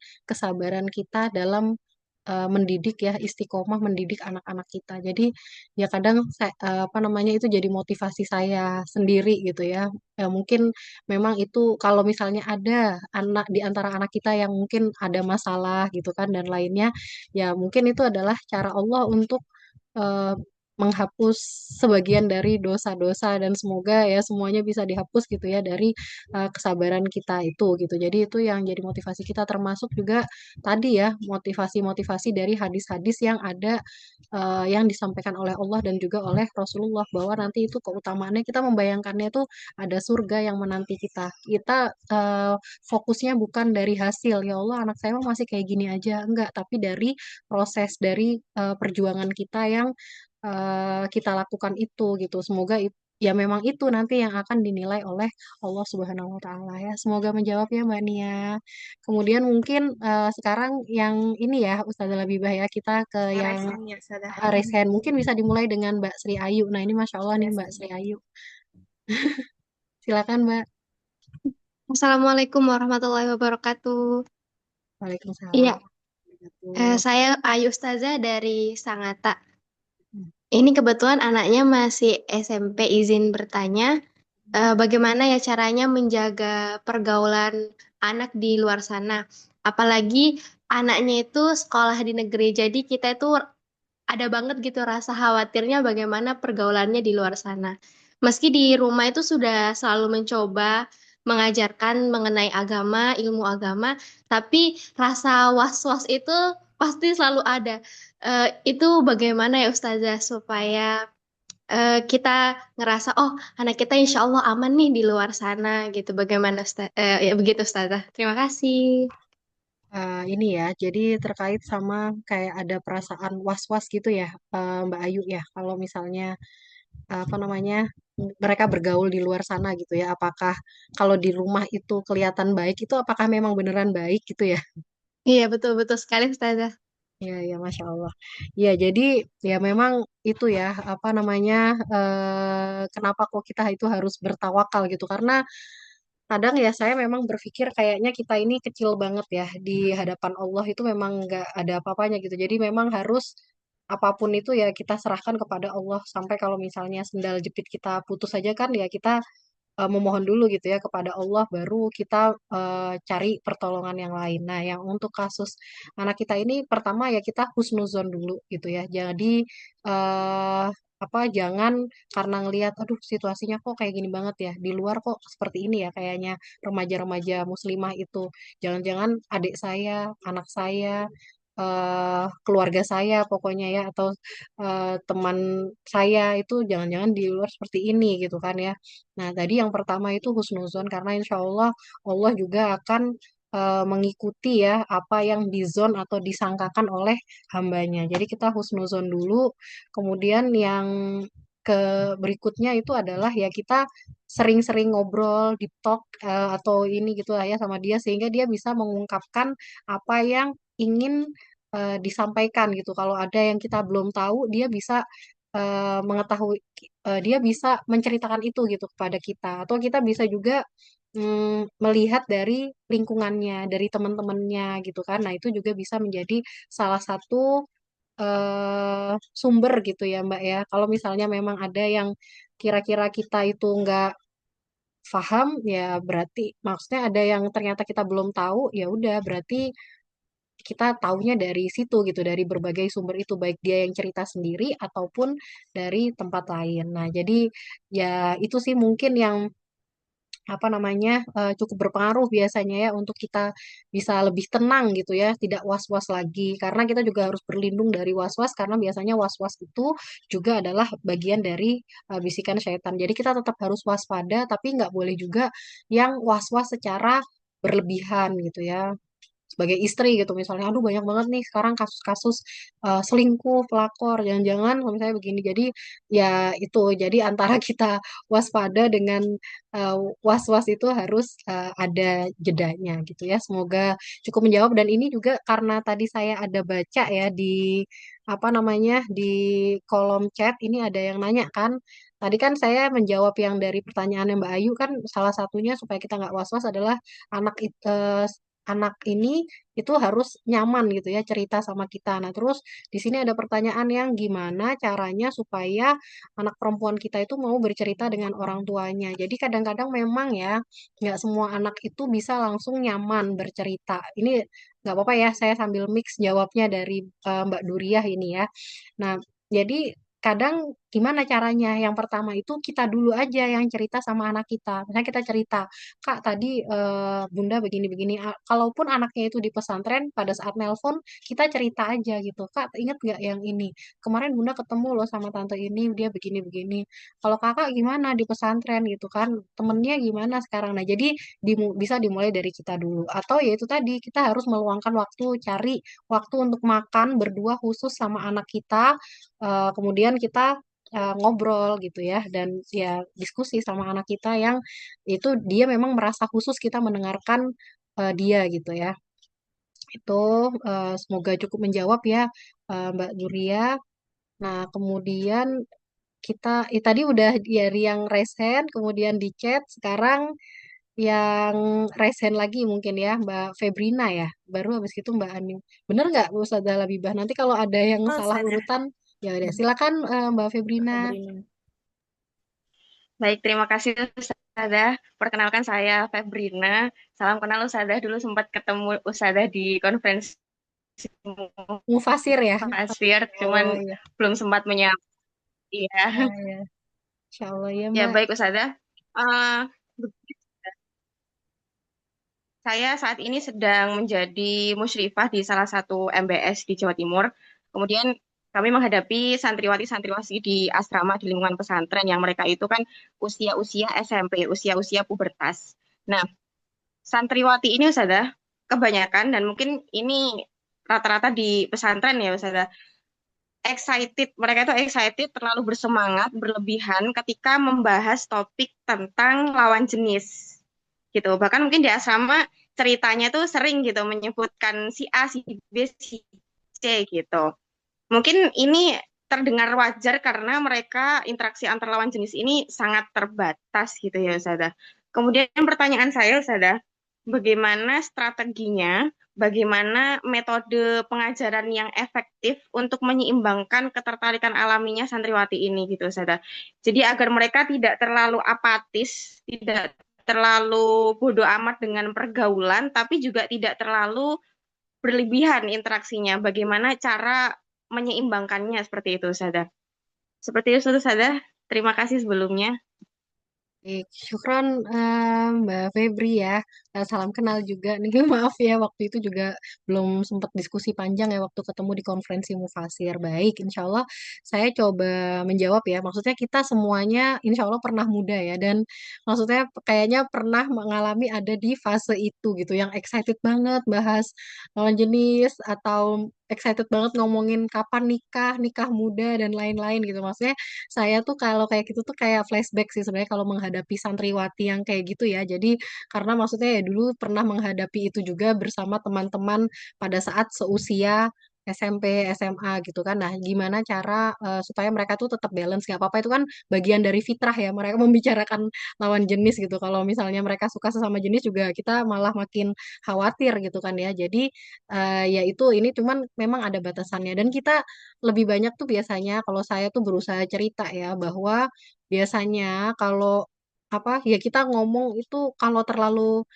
apa kita ngasih tahu gitu ya dari sudut pandang laki-lakinya gitu bahwa kayak laki-laki itu justru kalau yang perempuan yang terlalu agresif itu mereka kan biasanya nggak terlalu suka ya karena kan biasanya kan jiwa laki-laki itu justru pemburu gitu kan jadi dia yang lebih mengejar gitu jadi kita ngomong ke mereka bahwa ini tuh kalau kalian itu terlalu agresif, terlalu ngebet atau gimana, justru itu nggak terlalu disukai gitu ya. Kita tuh seimbang aja gitu kan. Itu yang kalau kita lagi ngobrol-ngobrol gitu sama mereka, tapi disampaikannya santai, jangan seperti menasehati. Kemudian yang cara lainnya juga itu adalah memperbanyak kesibukan atau aktivitas mereka sehingga mereka memang kadang ada waktu gitu ya untuk ngomongin itu tapi nggak yang banyak banget gitu loh waktu kosongnya. Kalau misalnya mereka itu di pesantren misalnya ya, tapi mereka itu terlalu banyak waktu kosong. Nah, itu biasanya jadinya kan mereka jadi bingung kan mau ngapain. Akhirnya ya udah mereka ngomongin hal-hal yang seperti itu gitu. Jadi kalau misalnya bisa itu ada dievaluasi kira-kira biasanya mereka itu ngomongin kayak gitu tuh pas kapan. Maksudnya kalau misalnya sekedarnya di masa-masa yang sedikit aja kan nggak apa-apa. Tapi kalau kebanyakan ya mungkin satu kita dorong dari sisi merekanya secara psikologis, yang kedua kita juga dari eksternal untuk menyiapkan aktivitas untuk mereka sehingga mereka nggak kebanyakan membicarakan hal-hal atau mikirin berhayal gitu ya, aduh nanti pengen nikah sama ini ya. Nah seperti itu ya. Semoga cukup menjawab ya Mbak Mbak Febri gitu ya.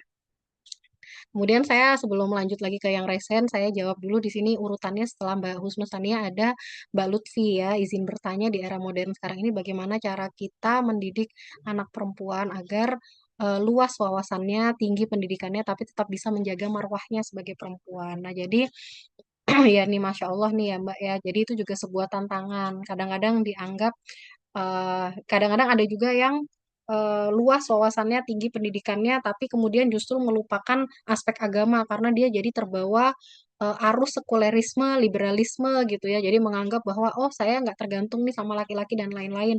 Dan juga biasanya kalau orang yang banyak pergaulan ya, wawasannya tinggi, pendidikannya tinggi kan biasanya pergaulannya luas. Gimana caranya supaya dia tetap terjaga gitu marwahnya sebagai perempuan nggak ikut-ikutan. Nah mungkin kita tuh bisa ini sih ya. Biasanya kalau saya tuh diskusi gitu, ngobrol sama anak saya, ngasih contoh, misalnya Mbak apa ada kan itu yang kemarin waktu COVID itu jadi salah satu apa ya narasumber yang sering muncul di TV lah yang dipercaya oleh Menteri Kesehatan kalau nggak salah namanya Mbak Dewina Dewina ya pokoknya itulah.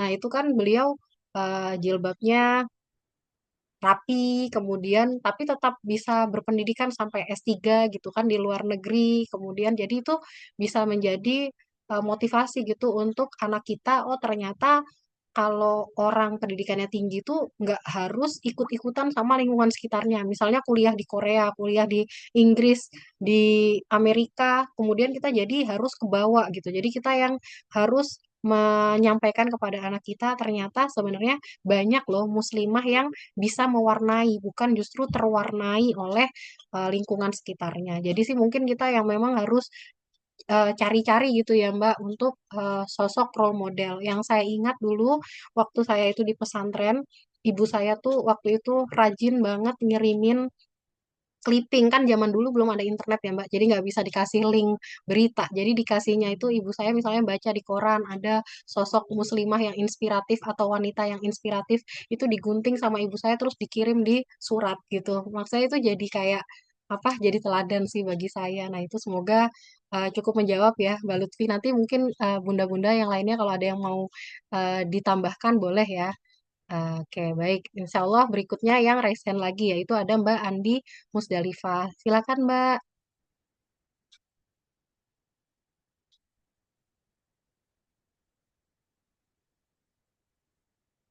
Mbak Iva ya panggilannya, atau Ya, baik. Assalamualaikum warahmatullahi wabarakatuh.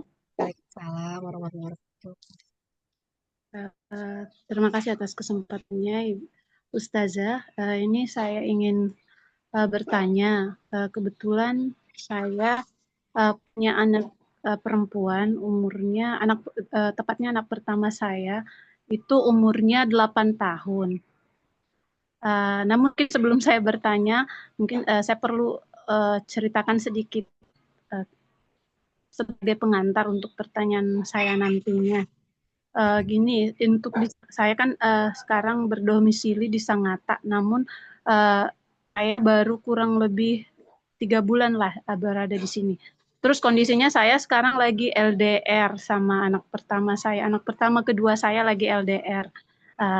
Karena sebelum ke sini itu kondisinya anak-anak sudah mau ke sekolah, sudah masuk sekolah, tapi kondisinya pada saat itu saya masih, karena kebetulan saya sebelumnya di Sulawesi, sebelum di Sangatta itu saya di Sulawesi.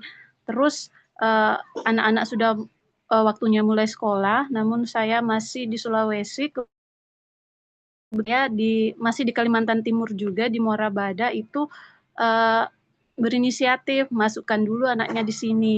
Kami kan belum jelas pindahnya ini mau terus kemana. Kan kebetulan di Kalimantan Timur ini saya punya berapa saudara. Nah, singkat cerita, anak saya titipkan di situ sekolah sama kakak saya dan saya kemudian akhirnya memutuskan di Sangatta ini. Alhamdulillah sekarang sudah mengajar kebetulan di SMK Muhammadiyah, Ustazah. Nah, kurang lebih 3 bulan ini ternyata saudara saya, kakak saya yang kebetulan saya titipkan anak ini kebetulan melaporkan ya progresnya anak-anak saya ini di sana. Kebetulan 2 orang di sana dan yang perempuan ini yang sebelumnya Ustazah itu sekarang sudah kelas 3, sebelumnya itu TK kelas 1 kelas 2 itu sekolahnya di SDIT. Alhamdulillah kemarin.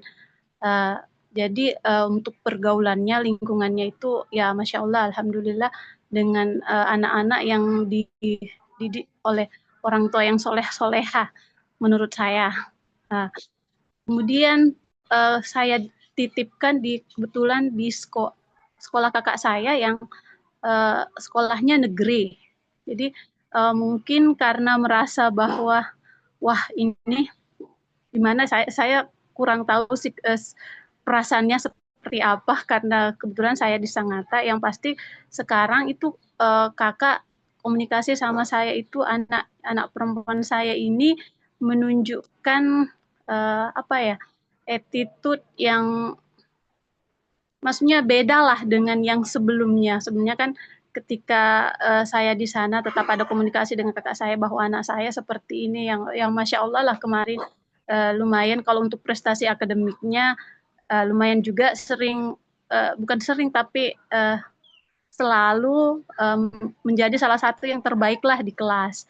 Terus hafalannya, apakah itu doa, hadis, ya lumayan bagus Ustazah. Tiba-tiba ketika saya titipkan di sekolah negeri, ya lumayan drastis perubahan attitude-nya. Sampai-sampai sekarang katanya anaknya ini tiba-tiba suka betul di depan cermin, terus karena kebetulan sepupunya ini sudah umurnya ini sudah dewasa.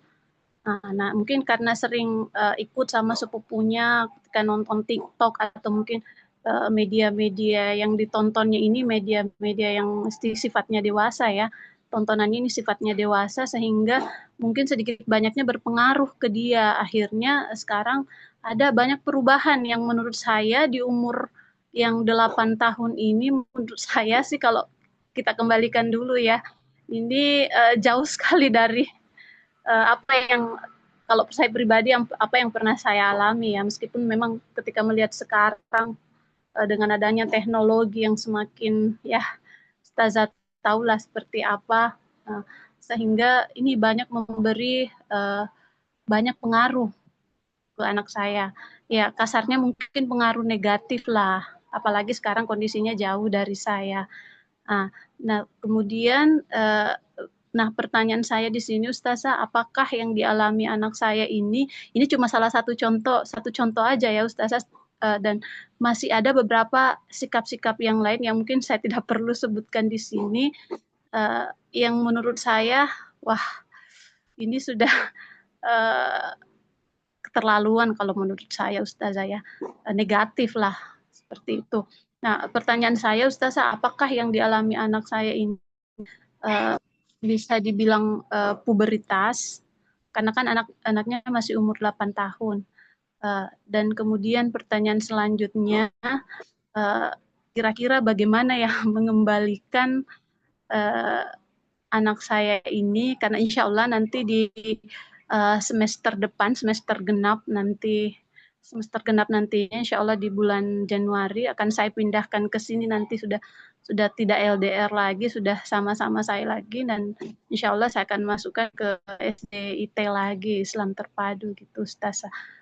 Jadi kalau misalkan menurut Ustazah ini gimana caranya, bagaimana saya bisa mengembalikan lagi anak saya yang kalau bisa dibilang ya mungkin terlalu kasar ya kalau saya bilang pergaulannya mungkin salah kemarin, karena kan kalau berbicara pergaulan bukan cuma sepupunya tapi di sekolah, belum lagi tetangga kan Ustazah, seperti itu. Karena bagaimana saya seharusnya mendidik anak saya dan mengembalikannya ke kondisi sebelum dia di sini, yang sebenarnya lumayan singkat sih, kurang lebih baru 3 bulan, namun perubahannya sudah cukup drastis. Ya, terima kasih banyak Ustazah, mohon maaf kalau terlalu lama. Nggak apa-apa Mbak Iva. Subhanallah ya. Baik ya, Masya Allah ini saya merasa sih tindakannya Mbak Iva untuk besok di semester genap itu untuk segera bersama lagi sama Ananda itu, ini ya, itu udah sangat tepat gitu. Jadi mungkin nanti kan Desember ini kan mungkin sudah mulai libur ya Mbak, sebelum anaknya pindah ke Sangatta, misalnya Mbak Ivanya sudah libur, maksudnya di sekolah itu libur, bisa segera ketemu sama Ananda. Kemudian atau kalau pada saat telepon itu ya di apa ya, diajak diskusi yang baik dulu gitu. Karena kalau langsung kan kita sudah dapat laporan. Nanti kalau misalnya kita pada saat nelpon itu langsung menjudge dia, maka dia akan tahu nanti pokoknya kalau telepon tuh paling dimarahin, video call itu dimarahin gitu. Jadi kayak ya kita sekarang gimana namanya anak itu ada perubahan, ya sebenarnya pasti kita kecewa gitu kan ya. Kita kecewa atau gimana, tapi tidak eh, tidak baik gitu ya kalau misalnya nanti dianya justru akan segera menarik diri dari kita. Kalau misalnya kita itu terlalu tegas atau keras, bukan terlalu tegas ya, tapi terlalu keras atau terlalu galak ke dia. Ya sebenarnya kita nggak apa-apa, kita menegur itu, tapi nanti dengan cara yang baik. Misalnya, kakak kemarin gimana di sekolah atau gimana aktivitasnya apa aja seharian ini gitu kan ya. Oh kalau misalnya gini-gini-gini. Emang pakai HP-nya berapa lama gitu kan misalnya. Aku nggak tahu paling sekitar segini. Nanti kita tunjukin kan di HP itu kan ada ya fitur yang biar tahu dia pakai aplikasi ini tuh sekian menit, pakai aplikasi itu sekian menit. Boleh nggak di screenshot kasih ke Bunda gitu kan? Nah nanti kita lihat ini kayaknya kelamaan deh Kak pakai aplikasi ini atau ya seperti itu ya. Itu yang cara untuk dia dan sosial media. Nah, kalau sama teman-temannya ya kita harus lihat dia tuh teman-temannya selama ini bagaimana. Kalau misalnya kita merasa ada perilakunya yang misalnya agak keterlaluan gitu ya Bunda, perubahan perilakunya, mungkin bisa ini ya, bisa ajak anak itu untuk kalau misalnya dia nggak belum mau terbuka sama kita, bisa mengajak anak itu ke psikolog. Jadi nggak usah merasa oh kalau ke psikolog itu berarti anak saya bermasalah banget dong atau saya gagal nih jadi sampai harus pakai psikolog enggak. Jadi nggak apa-apa. Itu tuh kalau misalnya kita bisa ketemu orang nggak harus psikolog sebenarnya. Kadang-kadang kalau ada gurunya yang bisa kita kenal dan dia bisa ngajak ngomong anak kita itu juga bisa. Atau kalau nggak bisa ya seperti itu. Jadi semoga dengan cara itu kita tahu gitu, kenapa sih kok asal mulanya dia ini berubah? Apakah benar hanya karena pindah sekolah atau ada rasa lainnya gitu, misalnya merasa kesepian karena biasanya lengkap sekeluarga, tapi ini sekarang terpisah gitu misalnya. Jadi ada hal-hal seperti itu yang kadang kita harus gali, bisa kita yang gali langsung ke anaknya, atau kalau nggak bisa kita bisa minta tolong kepada orang lain ya. Tapi insya Allah langkahnya untuk segera nanti berkumpul kembali sama Ananda itu udah tepat banget. Memang karena ya anak yang berubah perilakunya mau nggak mau itu harus deket sama orang tuanya dan mendapatkan pelukan dan kitanya juga harus tahu gitu ya. Kira-kira bahasa cintanya anak kita itu apa. Nanti insya Allah di grup saya akan share juga ada kayak semacam aplikasi atau kuesioner gitu ya untuk menilai bahasa cinta itu anak-anak saya juga saya suruh ngisi gitu sehingga saya tahu oh kalau anak yang ini dia bahasa cintanya ini gitu sehingga kalau misalnya kita tahu bahasa cintanya semoga dengan itu perilakunya bisa cepat kembali ya semoga apa namanya Ananda bisa kembali hangat sama keluarga dan menjadi anak yang solihah yang dicintai oleh Allah dan juga keluarganya ya Mbak Iva ya. Saya izin, semoga cukup menjawab. Saya izin lanjut menjawab pertanyaan yang ada cukup banyak juga nih di kolom chat. Semoga ini sebentar lagi kita bisa selesai ya. Kayaknya nanti nggak sempat pertanyaan, nanti kita pilih aja semua yang bertanya ini ya Mbak Labibah ya. Saya Iya, jawab dulu Sada. yang atas nama Sri Wahyuni ini Masya Allah ya. Jadi di Panti Asuhan Aisyah itu ada yang memang anaknya ini cukup apa sulit ya untuk dihadapi gitu. Nah mungkin kalau ini kan kalau misalnya ditegurnya itu langsung di depan teman-temannya atau di depan umum, mungkin ini kalau dia mengompol dan dia tidak mau toharoh dulu tapi terus-terusan kayak gitu itu sebaiknya kayak ada sesi anak ini ya sama ya kayak mirip yang tadi. Jadi setiap anak yang bermasalah itu ya kadang-kadang kita tuh harus menyentuh ke hatinya. Kan Rasulullah juga kalau misalnya menasehati siapa aja ya, Ibnu Abbas ya, Ibnu Umar gitu kan itu ya harus dari hati ke hati gitu. Jadi dipanggil secara terpisah, kita tanya apakah ada hal-hal maksudnya dia tuh kenapa kok ngompol dulu itu kan kenapa kan itu dulu kan yang diselesaikan nanti kalau untuk belajar membersihkan kan beda lagi. Jadi mengompolnya ini kenapa? Karena kan usianya misalnya udah cukup dewasa gitu, tapi kok masih ngompol. Nah, itu kenapa? Apakah dia ada masalah di fisiologis? Jadi emang emang organ tubuhnya dia ada yang bermasalah sehingga dia mengompol atau ada di masalah psikis gitu. Nanti kalau misalnya itu juga bisa kita bantu untuk pecahkan, baru kemudian eh, apa namanya, kita tanya gitu, kenapa kok nggak mau bersihin gitu ya. Tapi mungkin supaya santai gitu ya, nggak langsung dia itu ditanya-tanya gitu, misalnya diajak makan gitu. Kalau nggak bisa keluar, nggak apa-apa, kita beli misalnya apa masakan makanan kesukaannya dia, kira-kira kita ajak ke ruang pengasuhan atau ke ruang musrifah. Eh, ini apa Ustazah lagi ada Rizky nih, yuk kita makan bareng dulu yuk gitu, makan bareng. Nanti habis itu baru kita ajak ngobrol kayak gitu ya. Semoga apa namanya ya, tapi itu tadi tetap balance sih antara kita nanti pada saat ngobrol itu nanti juga diakhiri dengan kesepakatan.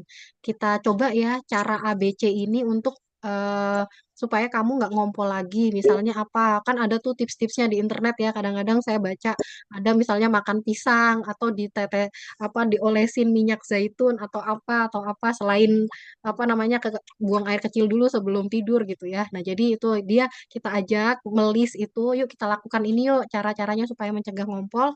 Terus nanti kira-kira kalau ngompol itu supaya kamu mau untuk dengan kesadaran sendiri kira-kira apa saja yang harus Ustazah lakukan? Apakah bangunnya pelan-pelan, diingatkan aja atau gimana gitu. Jadi nanti bangun komunikasi dengan dia untuk tahu kesepakatannya itu akhirnya bagaimana gitu ya. Semoga menjawab ya Ustazah Sri Wahyuni. Nanti kita bisa lanjut ngobrol lagi nih, khawatir keburu maghrib ya di Sangatta. Saya izin lanjut lagi ke Bunda Arbainah ya.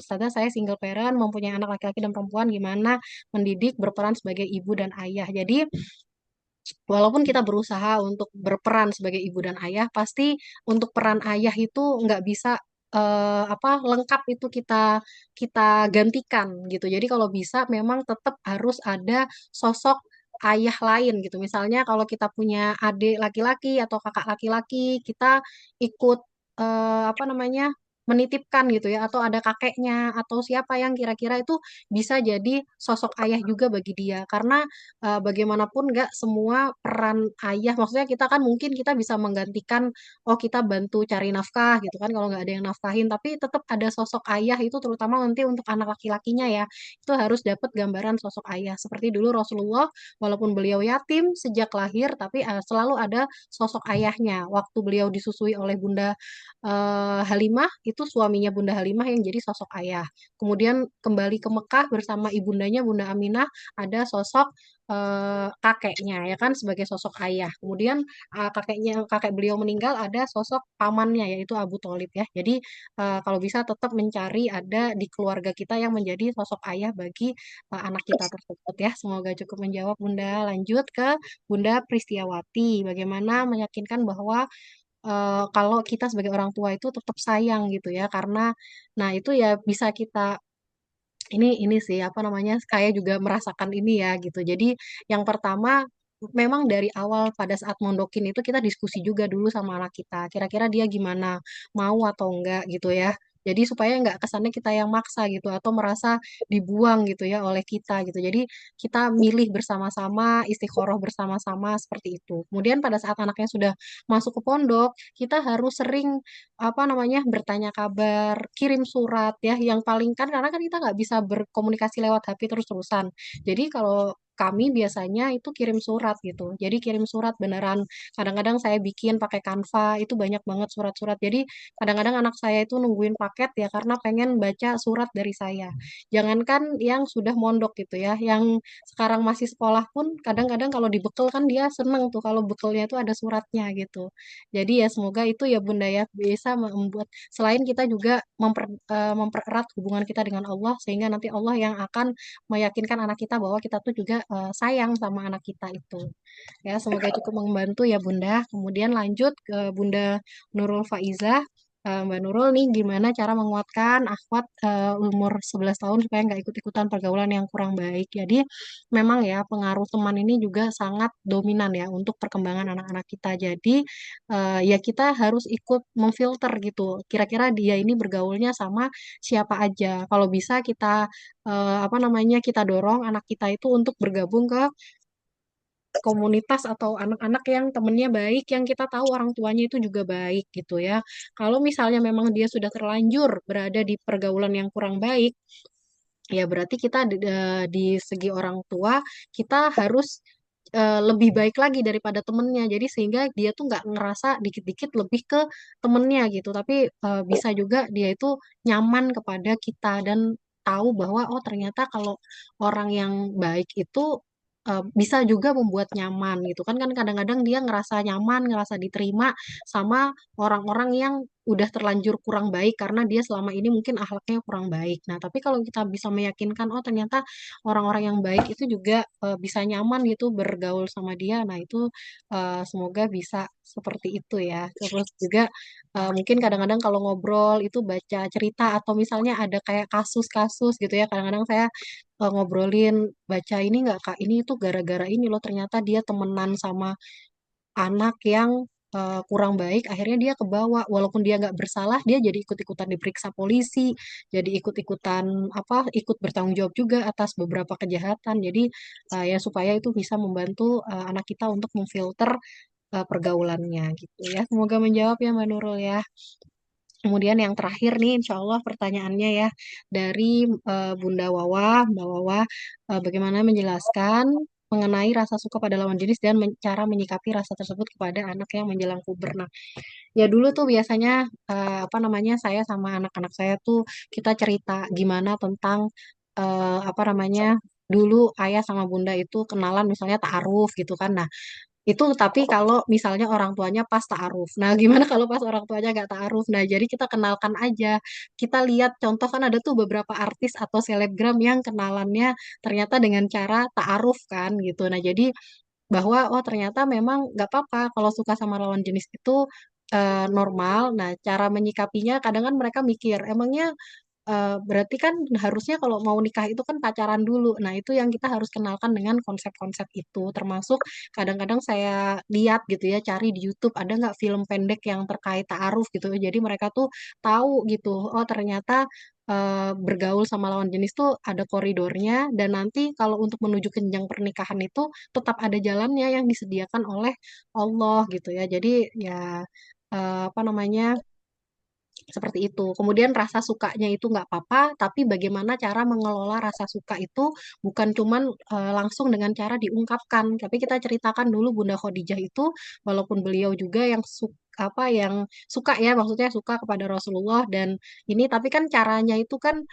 bukan beliau yang langsung mengungkapkan tapi kan melalui perantara kayak gitu. Jadi seperti itu dan kita juga jangan kayak langsung ih kakak kayak gini ya udah mulai suka ya sama ini. Nggak boleh kak gitu-gitu tapi kita berusaha kayak oh tahu oh ini ya suka sama si ini ya. Iya sih dia emang kayak gini-gini kalau selain itu kakak kira-kira kakak suka sama si X itu kira-kira dari apanya ya gitu kan apa karena gantengnya atau karena pinternya atau karena apanya gitu kan. Nah jadi kita juga ngobrol gitu walau pokoknya selama kita tahu dia itu nggak sampai ke jenjang pacaran ya. Nah, itu ya kita lebih ke arah bersahabat dulu. Nanti kalau udah sampai anak kita melanggar batasan pergaulan ya mungkin nanti stepnya lebih jauh lagi gitu ya Bunda ya. Gitu mungkin Mbak Wawa semoga cukup menjawab ini Masya Allah. Mungkin mau foto bareng dulu Mbak Labibah sebelum ditutup. Boleh, Ustazah. Silakan Bang. bunda-bunda yang masih bisa on cam, tapi kalau yang nggak bisa nggak apa-apa. Kita foto bersama dulu. Kemudian nanti ini kayaknya insya Allah semua yang bertanya kita akan kasih voucher ya, door prize. Ada voucher belanja dari Takia Bookstore ya. Nanti akan di-share di grup Mbak Labiba nanti bisa dicatat ya. Mungkin nanti bisa dilihat juga dari recording siapa aja yang bertanya tadi, baik yang resen maupun yang apa namanya bertanya di kolom chat ya. Baik, Baik. Ustazah. Oke, silakan yang bisa on cam kita foto bersama dulu, kemudian Baik. Saya screenshot ya, Ustazah. ya, Ya. Satu, dua, tiga. Lagi ya, Ustazah. ya, Satu, dua, tiga. ya, Masya Allah. Baik, sudah, Ustazah. Nah, Alhamdulillah dari saya mohon maaf ya bunda-bunda kalau ada yang kurang berkenan dan juga insya Allah mungkin masih banyak juga yang harus saya pelajari juga karena kita sama-sama belajar. Dari saya cukupkan. Jazakumullahu khair. Assalamualaikum warahmatullahi wabarakatuh. Waalaikumsalam warahmatullahi wabarakatuh. Baik, terima kasih banyak Ustazah Naila yang telah membagikan ilmu, sharing ilmu bareng kita-kita ini ya, Ustazah. Selanjutnya, terima kasih banyak kepada ayah dan bunda-bunda, kayaknya ini kebanyakan bunda-bunda ya. Bunda-bunda yang telah hadir, meluangkan waktunya untuk mengikuti sharing online pada sore hari ini. Insya Allah terkait pengumuman siapa saja yang tadi bertanya akan kami sampaikan di grup ya, Bunda-Bunda, jadi dimohon untuk menunggu.